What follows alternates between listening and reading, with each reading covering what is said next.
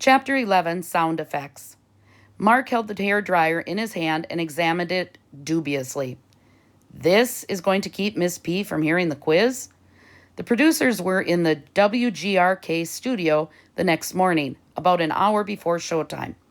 Benji's eyes were shining. Guaranteed. You just go to her apartment building, stand outside her door, and turn it on. Her radio will get nothing but static. Ellen Louise made a face. You're crazy. A little hairdryer like that, it doesn't even plug into the wall. How could it overpower a radio? It's not a normal hairdryer, Ellen. It's from Sweden. So what? Trust me, said Benji. I was listening to Eldridge Kestenbaum last night, and this little hairdryer completely knocked out my radio. Maybe it wasn't the dryer at all, said Ellen Louise sarcastically. Maybe your radio died of boredom. Are you kidding? Said Benji.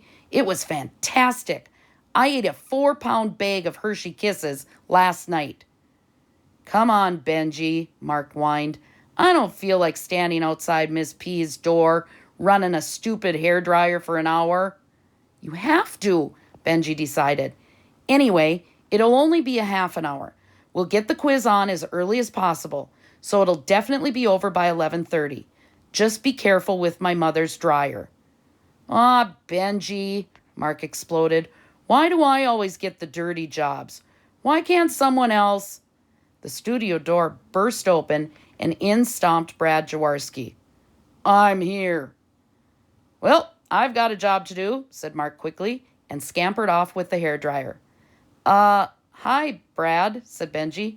You know, you don't really need to be here this early. We have to work on something, said the Venice Menace. My stories have been popular, but, it's just me reading. Got it? Ellen Louise looked puzzled. What else could there be? Brad snorted impatiently. I'm just the writer. You guys are the radio people. You tell me. Benji looked worried. You want opening music? Brad nodded. That would be good. What else? Maybe like sound effects? Good thinking, driver. Okay, do it. Well, said Benji, there's a sound effects console right by the broadcast desks. Brad moved his large frame over toward the broadcasting area. Halfway there, he turned and frowned in annoyance. Hey, driver, what are you doing? Benji looked up from his script. There are still a few... Get over here. We have to decide what sounds we're going to use. We don't want to wind up with ducks quacking. Got it? With a helpless glance at Ellen Louise, Benji scrambled over to help Brad. Mark crouched in the garbage compactor room on the 4th floor of Miss P's apartment building, shaking his watch and looking perplexed. 2:45 in the morning. How could that be? His watch must have stopped. It was probably almost 11. How would he know when it was time to turn the hairdryer on? Cautiously, he opened the door and crept out into the hall. He placed his ear against the door that read 4HP. From inside, he could hear his own recorded voice on the radio. Stay tuned for Kids View, next on WGRK FM 92.5. Quickly, Mark raised the hairdryer like a pistol, brandished it gunfighter style, and flicked the on switch. Inside the apartment, Miss P slammed her coffee mug down on the kitchen table. What is wrong with this radio? She cried aloud. She adjusted it, turned it, and whacked it, all with no results. FM 92.5 had dissolved into static and white noise. Well, what do you know, thought Mark, greatly satisfied. Benji was right. And here's question 10. What important English document was signed in 1215? Benji frowned. That was an impossible question. Miss P was getting worse and worse. The phone rang and he shrugged. Maybe it was the hard questions that were making the quiz so popular. Kids View, you're on the air. The Magna Carta, said the caller. "That's right," cried Benji. "Sir, you have just won an exercise wheel for your gerbil cage. Congratulations and thank you for calling." And that concludes our weekly trivia quiz. Kids View will be right back with Brad Jaworski and another gripping story in the continuing adventures of everybody's favorite kittens, Fuzzy and Puffy. Murph cut to an Our Family Friends commercial. And Brad took his place at the guest broadcast desk. "Let's do it right, driver. Got it?" Benji's head was spinning. He thought of Mark with the hairdryer and his mission to knock out Miss P's radio. He looked to the control booth. Mr. Whitehead himself sat there, guarding Winston Churchill. The sponsor had never before visited Kidsview, and Benji so dearly wanted everything to go well. Yet here was Brad Jaworski, about to treat the audience to the most elaborate and ridiculous Fuzzy and Puffy tale of them all. The commercial ended, and with a sigh of resignation, Benji cued Murph to play the Fuzzy and Puffy opening music. Brad had selected the main theme song from the Broadway musical Cats. Brad hit the echo button on the special effects console and announced, "Fuzzy and Puffy." The words boomed out deep and dramatic and continued to resonate as the music faded. Then Benji took over the console. Brad had told him exactly what sounds he wanted and when, and he watched the author's every move. "Fuzzy and Puffy were two kittens who were the best friends in the whole world. Fuzzy was called Fuzzy because he was fuzzier than Puffy. Puffy was called..." As the story unfolded, Benji concentrated on his sound effects work. As Fuzzy tries on his new sweater, Puffy enters, the creaking of a door, footsteps. "Where'd you get that new neat sweater?" asked Puffy. "Sister Agnes Claire knitted it for me," said Fuzzy. "It looks real comfortable," said Puffy. "It sure is," said Fuzzy. "Warm, too." "Can I wear it sometime?" asked Puffy. "No," said Fuzzy. "Sister Agnes Claire knitted it for me." On the sound effects console, Benji keyed up a combination of breaking of glass and furniture, hard punches, sharp slaps, body blows, and terrified meowing. "Fuzzy, you selfish, ugly, bird-brained hairball. Let me wear the sweater, or start saying your prayers. It's my sweater. Nyeh, nyeh. All right, you asked for it." Scuffling noises, dragging, more meowing, another door opening. Benji followed the story carefully. Puffy holds Fuzzy up by the hind legs and dunks his head in the toilet bowl. Splashing, gurgling, spitting. "Having a nice swim, Fuzz Face?" said Puffy. "You're getting my new sweater all wet," screamed Fuzzy. "You've used up 8 of your 9 lives, and here goes the last one right now." This was the most embarrassing part of all for Benji as he pressed the button for the eruption of a volcano. It seemed out of place in a cat fight, and Eldridge Kestenbaum would never have approved. But the Venice Menace got what the Venice Menace asked for. As the explosion died away, there was the sound of ripping cloth. "I never did like this sweater," said Fuzzy. "It was itchy." "We're better off without it," agreed Puffy.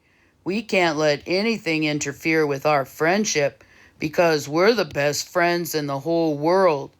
And they went off together to share some catnip. Theme music. Fade to public service announcement. Brad reached out and shook Benji's hand solemnly. "Not bad, driver. Only next week, I want harder punches and more screaming. Got it?" Benji nodded numbly. Next week? Mark's watch still said 2:45, but he was pretty sure it must be 11:30 by now. Gratefully, he turned off the hairdryer and listened again at the door of 4H.